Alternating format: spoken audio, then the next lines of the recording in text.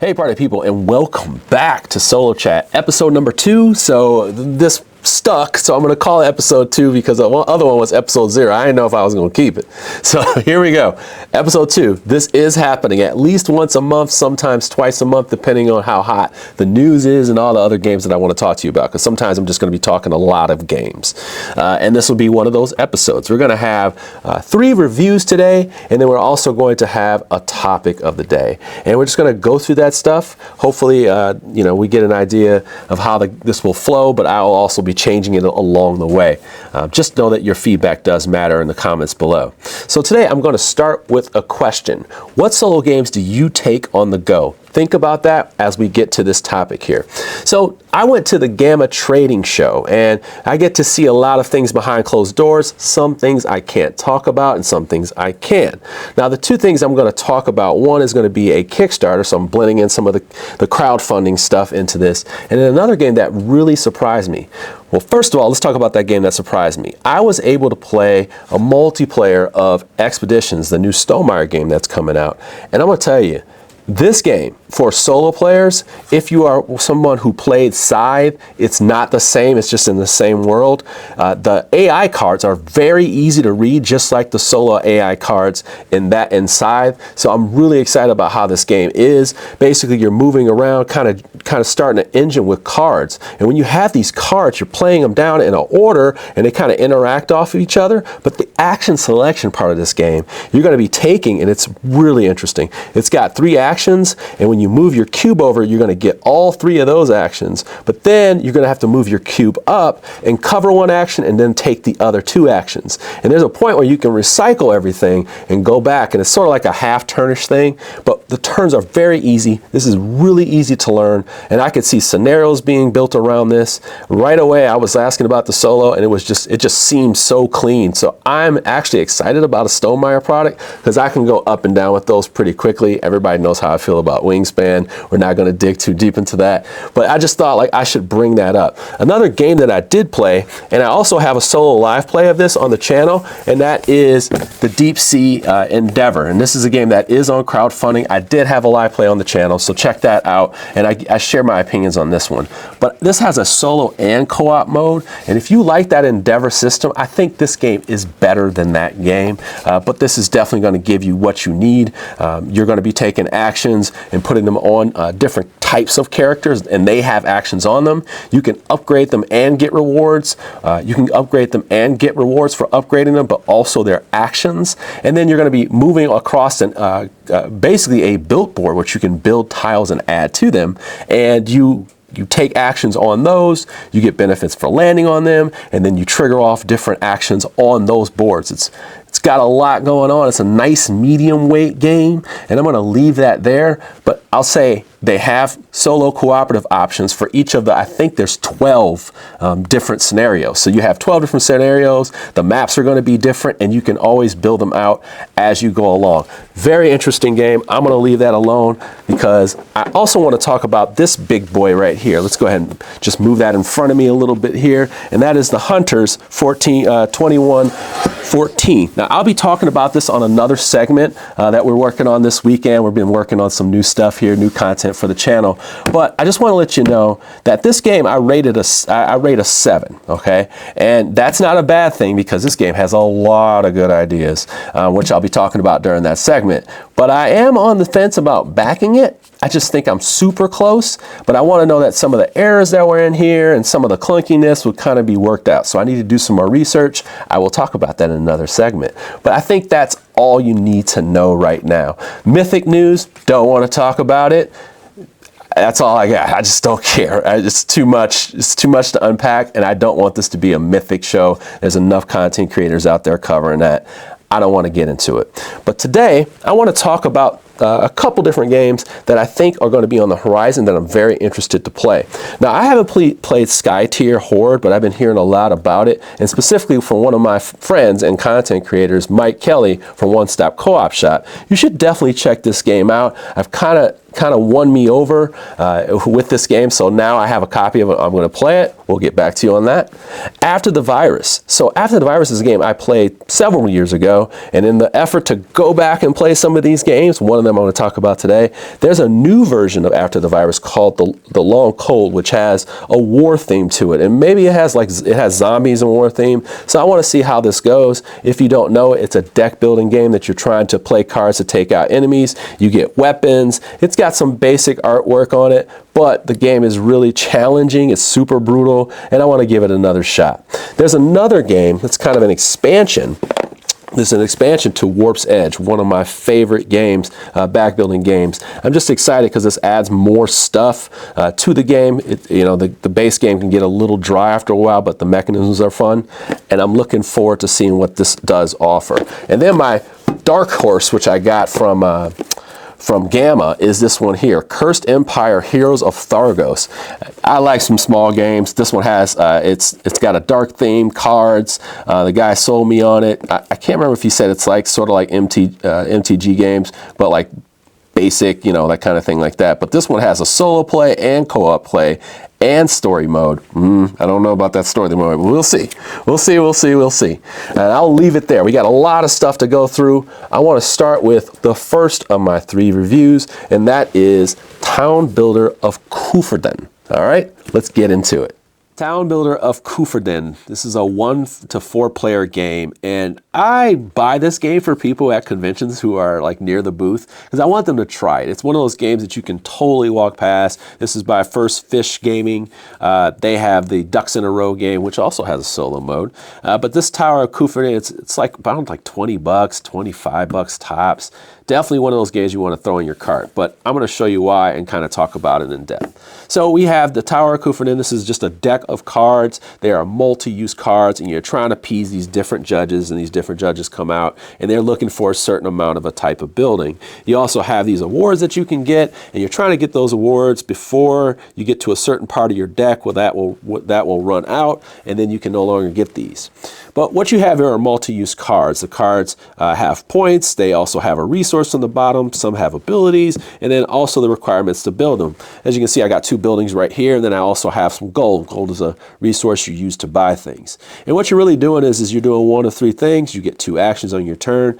You can take a card for its resource. You flip it over like this, and now it becomes that resource, and you can use it there.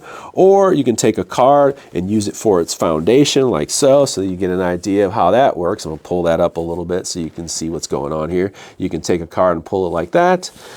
You can also, like I said, use that card for a resource. So for example, if I wanted to fulfill this one here, it's got a brick that it needs, and it also needs some wheat. So I'll take this card right here and add the wheat to it when I hit that requirement. So it's got the wheat or the metal here or rock. If I do those, I build this building, and I keep that over here. And that's one of my turns here, and we keep doing things like that. Now, you're going to be taking another card or 2. Maybe you want to take this card. You may have to pay for cards in order to do that. You may have to pay gold, but that's just basically how it goes. You're going to be taking cards. You're going to draft them from here, using them to buy resources or create another building, so I can create that. And then I discard the other 2 cards, which puts a lot of pressure on you because there's a card in here that kind of stops the game a little bit, stops part of the scoring of the game. So you could actually get down to 2 cards or no cards, but you're going to be filling those in. So let's say you discard those 2, you'll be filling those in. And the strategy is, of course, to keep that card out, keep cards out that you want, things of that nature. So that's just to give you a gist of how this game works. I want to talk about why I like it and things that I think you should be aware of that I don't like. Well, actually, let's get the negatives out of the way first. I think this game may be too simple for a lot of people. I happen to like games that are quick to get to the table and have a little bit of a puzzle. This game applies a little bit of pressure just by the types of cards that will come out for awards. It also has that card in the middle of the deck at some point. I think it's 25 cards in, and you're replacing a lot of cards as the game goes along. And you got to manage how these abilities come out sometimes and things of that nature. But it's not a hard game to grasp. It's sort of over before it starts. It's kind of over before it starts in a sense, because you may be starting to get an engine, but the pressure's too much, and you honestly may not have you may not have the best games in the first couple games, and that may ward you off. Thankfully, this game is basically just a deck of cards, and you can, flip this thing over and just do it again right away. You're talking about game length of about 20 minutes tops if you're taking forever. I would also say, like, this game is just too big for table space. So if you're playing a solo game, you're still going to need just enough size. As you can see, I'm not taking up too much of the table, but this isn't one that you can just play on the go and put it on like a regular circle table or anything like that. Maybe if it's slightly bigger, but I worry about that. So a little bit of sameness there. But what I do like is that every time this is on the table, I like to have just enough choice to keep my mind busy, and that does that. There's a little, like I said, there's a little bit of change depending on the judges that come out and the different awards that are available. I also just happen to like multi-use cards. So that's one of my weaknesses, is just having a bias to that multi-use cards. I think that's really neat that you have like this system where you can turn cards, tuck cards, and make other cards. That's just something smart. It's like one of the reasons why I'm attracted to like a Fister game, and that's why I'm attracted to Town Builder of Coevorden, okay? So my next up, I'm going to be talking about Aventuria because I did talk about it last episode, and it's been since 2016 since I played it. So let's see what's going on with that. This one here, I'm going to give like a 7.5. I just think this game, and by the way, I'm going to do 0.5s on this here. I'm going to give this one a 7.5. I think it's a decent game, and it's got that right price where I feel confident giving you a suggestion on that one. Next game, let's do it. Next up is Aventuria. Now, this is a game that I owned way back in, I don't know, back when it came out. It was kind of a newer, hotter game at the time. And I tried it out. I eventually got rid of it. Don't remember why, because I was kind of invested in this game. But I played it recently. I want to share how it plays a little bit so you get an idea of what's going on, and then how I felt about it. So Aventuria is an adventure game. It actually is played as a dual game, and it also has an adventure mode in the back where you can cooperatively work as characters, different thematic type characters, and you go on short adventure scenarios. You can kind of combine them, or you can just play them as one-off scenarios. They take about 60 minutes each. I believe you have to play two-handed if you're going to play this solo, so it's really a cooperative game. But that's what we do here. We cover cooperative games. So what are you doing in this game? They actually give you a playmat here for the adventure mode, and they do kind of have a walkthrough tutorial to give you an idea. But really what you're trying to do is you're trying to fulfill things, watching as the time passes through each one of these, and the scenarios will have interactions. They always have some kind of puzzle or something that you need to do in the game to kind of finish the scenario, so it's not just like attack, attack, attack, attack. One of the first scenarios, they actually have you do certain things, and you're trying to figure out the name of this person, but you have to fulfill a certain requirement in order to be able to even hit them, and then you eventually get that. Of course, they're going to have minions that are in your way, but generally this is going to have a very light story, pulling out cards of specific types of henchmen, and then you're fighting off against them. Now, what's the system of the game? And I'm just going to show you with one character, even though you would have two. This one here is like the Elf Scout. Okay, so the Elf Scout has its own different stats. You can make, like, I think it's just one attack on your turn. It's been a while since I even played this version. But what you're doing is you are basically dice rolling. So you have these certain dice in here. It looks like I forgot my dice. And I don't edit this stuff out because I don't want to do a lot of editing.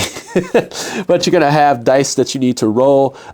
Depending on the attack, you're going to roll a d20, and then you're going to look for the number, and it has to be below the number. So you need to make sure the number's below, not higher.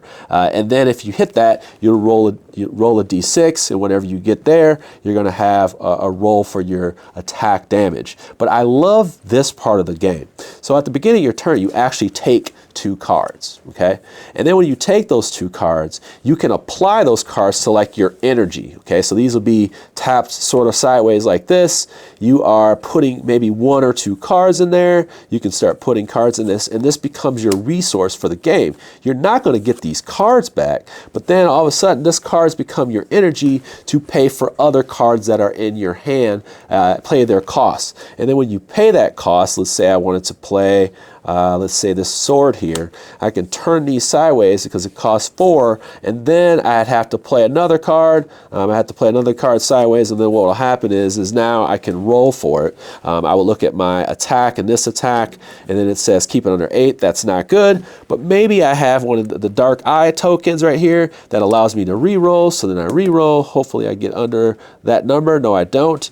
So I would probably want to have more ranged weapons because this is an elf character, but that's how you counteract that. The enemy is going to have some special conditions here, but the enemy over here is just very simple. You're going to be rolling die. Wherever you fall in that attack, it will tell you exactly what you're doing. As a matter of fact, it tells you your offense and defense. It's a very easy game to get into. It's a lot more witty, as a lot more thinky as a multiplayer kind of back and forth duel game, I should say, duel game. But it also has some nice table interaction where you're talking with each other. But as you can see, things are generally going forward. There are things that trigger during each round. There may be special conditions that interact with each other, but generally this is how it goes. I don't even have everything set up in here. These enemies will attack left to right, and there are different types of enemies in here. What do I like and not like about this game? Well, the story is pretty boring, okay? Like, it's nothing. It's almost nothing. It's just being like, hey, you're going through this stuff. Do a rule, do a skill check, roll. Now, this is very D&D-like, but it's very light in its choices. You don't really have much of a choice. You're really just rolling, done. And then you're going to fight this enemy. And once you play the scenario once, I think there's 3 in the box, the base box, you're done. I mean, there's not really any elements to this. Even if you combine them and add some skills, you can add cards, things like that. It's good in concept, but it's very light and bare bones as far as like deep story and transition to campaign. That may be something you want. That's something that I wanted, but I was maybe asking too much from a card game like this that seems like it's more meant for dueling. But I shouldn't say that because I don't know, and there's several expansions, and they lean a lot more into story and different characters. I just haven't touched on it. The thing is, I'm not sure if I do. And even though this game has been supported since day one with multiple expansions, I even think they had a campaign like 3 months ago. I'm not sure I want to stick around, and it's just because I don't feel like there's a wealth of gameplay elements that are going to keep me going. Although I do love this little card system that you're spending cards, but that's very Magic-like, right? Like, not too innovative, but I do like that system and how you are making specific cards happen and triggering them. It's just a really smart system that way. And maybe that's what I was like. I was high on, and then I kind of got soured on as it moves along. Because honestly, other than building an engine and feeling cool how you spend your cards to make them act, I don't know if there's much more to it. And maybe I'll play one for the expansion just to see. But honestly, I think this game is average at best, especially for holding your attention. And it is not a cheap game. It's $50, and usually it's $50 wherever you find it. I just don't feel safe recommending this one. I want to give this one a 6. I just think it's okay. As a matter of fact, I'm going to give this game a 5. I just think it's okay. It's nothing really great about it. The system is okay, but nothing makes me want to come back over and over again. And I think that's a stance that I need to stick with. Now, our last game is Earth. I'm going to tell you a little bit about how I feel about it. Let's dig into it. All right, last one is Earth by Inside Up Games. Now, this is a 1 to 5 player game. Well, the solo game takes about, I don't know, this one says it takes 45 to 90. I think it's going to be close to an hour just simply because you may be APing your turns and you got all the time in the world to do so. What are you trying to do in this game? You are trying to score points. So you're scoring points by making a tableau and also just trying to fulfill specific types of card conditions that are out there that say, hey, if you're first to do this, you get 15 points, things of that nature. But you're going to be building a 4x4 on your left side, and then you're trying to get combos of cards and these nice little treetops here to score a bunch of points. Now let's just go ahead and show you how this works. This has an AI deck, and it's I believe of 6 cards. The 6 cards, you'll come out, you'll do an action, and I should say just the general concept here is you have your different biomes and things of that nature, different climates. There's actually quite a few options here, so you have that replayability in there just to kind of give you some different combos and things of that nature. As a matter of fact, there's a solo mode that's like a beginner, middle, and hard version, and they have, they're very, very easy to understand, but I'm just going to give you basics here. So you're in your actions. You're going to have a bunch of cards in this game. As a matter of fact, there's a couple hundred cards. I'm not even going to put them on the screen, but you're going to have a hand of cards. you'll take a look at your cards and you'll start to take actions. Now, there are cards that are worth a certain amount of points. They have different icons on them that tell you, hey, like this is what they fall into, because that may interact with what you're doing over here. So you'll take one of the 4 actions over here, and then what happens in a multiplayer game is you take the action and then somebody gets the alternate action of that. So they get like a cheaper version of that action. Doesn't cost anything. It's just that you get a lesser of that action. You've seen many games like this. Well, it's no different than your AI version. But honestly, when you take an action, depending on what you have here, you got all kinds of combos that you can create. You're always going to be creating a tableau that's different. If you take a certain action, such as get cards, you're going to be able to get more cards. But the AI is also going to take those cards that are left over and get some points. And they're going to be kind of trying to stack as many cards as possible to get points in the game. They may also take this soil. So they'll also take soil pieces and try to stack those up so that they can get more points in their recycle bin, and those will be worth points as well.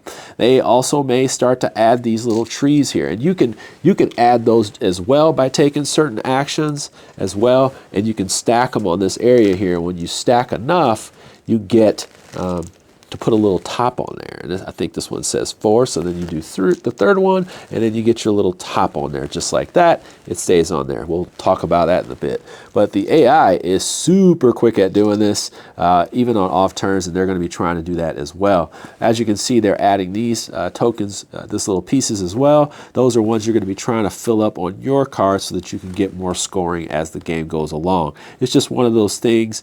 You're taking actions, they're receiving benefits. They take actions, you are receiving benefits. But they're going to do it almost every turn. They're going to gain something that scores. So just to give you an idea of how their turn works, they'll flip this card over. You get the top action on the card, and they get the bottom, which is usually a pretty stronger action than yours. There's going to be very much stronger than yours, and it's also going to allow you to still interact and do your different things. So you still get a little bit of pleasure on your off turns, which I like, but it's also going to have the pressure of pretty much everything they do is going to score something.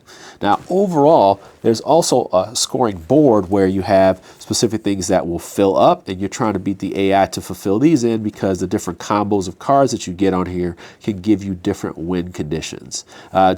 They're not winning conditions, I should say point conditions that you can score at. And they actually have a card in there that will have these scores, so you got to watch out for that. You got to be a little quick. There's only 6 cards in here. You go through the deck twice, I believe, but you're going to see a lot of points being scored for these. They're going to be filling up rolls. They're going to have a whole bunch of cards to recycle. Those are worth a point, and then they also have cards that will score as well. So there's quite a bit to pay attention to, and you trying to get your thing over here, don't worry, you'll fill it up. You can kind of build as you build as you go along. You just need to try to get a 4x4, but that's one of the ways that the game ends. It's be the first to 16, so you have to make sure you are building this up as fast as possible, or the 2 decks here. Or the 2 cycles to the deck.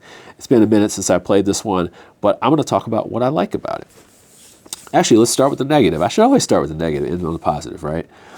I think this game is super fiddly. Like this game, like these little tops here, they are like kind of wiggly. They do bother me, because the more of these that you put on here, the harder it's going to get for them to stay stable. They do work. Most of them fit like perfect like a glove, but then there's also that feeling of they kind of fall apart, just fall over sometimes, and it's really frustrating. Also, just how the deck gets stacked against you. This difficulty difference is pretty high. I should say that if you're doing the AI version on the easy, they have like a nice little written thing down here. And to go with that, I think the script is like on the cards is a little small. It's a little too small. It's got a lot of words on it, but a lot of icons on it. I just wish they were a bit bigger.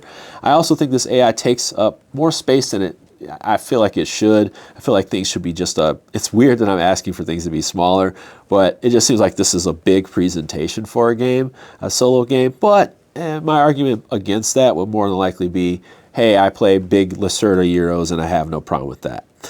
I do think this game has a lot of replay value in it. That's really all I have to say negative about it, honestly. This game has a lot of replay in it. Just the fact that you have all these cards, all the scoring cards, it's going to feel different. Sort of like how when I play Ark Nova, I just feel like there's so much going on that I can play differently every game. And just the sheer combos of things that you can make over here, you're going to score like 150, 250, 300. I mean, you're just going to score a ton of points. So even in a loss, you're going to say, hey, I can do better than that. And that's a good feeling. Just to have that, to know that like it is a get good game. Don't expect to beat the AI every single time. I've found that the harder you go up, the tougher it is because more points are going to get scored more often. So I think that's something that this game is something I can highly recommend. The quality's good. Just the gameplay experience over all that 45 minutes to 60 minutes is a nice tight time for me. And I just like the way these combos and things come together. I mean, you're even getting something on the AI's turn. That feels pretty good, and there is like a little bit of weight to those choices because sometimes they'll say, hey, like they get this benefit or whatever because you took that. So I definitely think this game is pleasing. It is beautiful once you get your whole little tableau laid out. But as you can see, overall, this game is well received, and it's going to be well received by me. Multiplayer, for me, has its issues, but if this is your solo-only game, highly recommend this one. Definitely think it's going to be up for game of the year for a lot of people. Not for me, but I'm still going to give this game an 8.5. This is definitely an 8.5. There's just some small things that are, fiddly wise that I'm not rocking with too much. But I don't think it's going to take away from the whole gameplay experience. And honestly, I'm being just harsh on something because I do think this game, I'm just a tiny bit picky at something because this game is a great game. Definitely give this one a look. I'm sure it's already come to backers, and I'm sure it's showing up in stores very soon. Definitely give this one a hard look, and that is Earth by Inside Up Games. Definitely. All right, let's come back a little bit here. I'm going to end the episode off this one. How do you feel about this game? And how do you feel about all the games that you saw today? Were they interesting? They're not all the new hotness, but they are definitely games that you want to consider. Let me know in the comments below. How did you feel about the games that were covered? Do you want more small games? Do you want Kickstarter, crowdfunding games covered? Do you want more topical stuff? Just let me know. I'll consider all these things. I love listening to you in your comments. Tell us about a game you've been playing lately in the comments so people can respond to that. That's awesome too. Tell us about a game that you've been playing. Maybe not the new hotness, just something that you've been playing lately that's been playing solo. And with that, party people, I'm probably going over my time. We'll see how that works out in editing. But take care. You have a wonderful day. Thank you for joining me on Solo Chat. See you in episode 3, which I don't know when it's coming. Take care.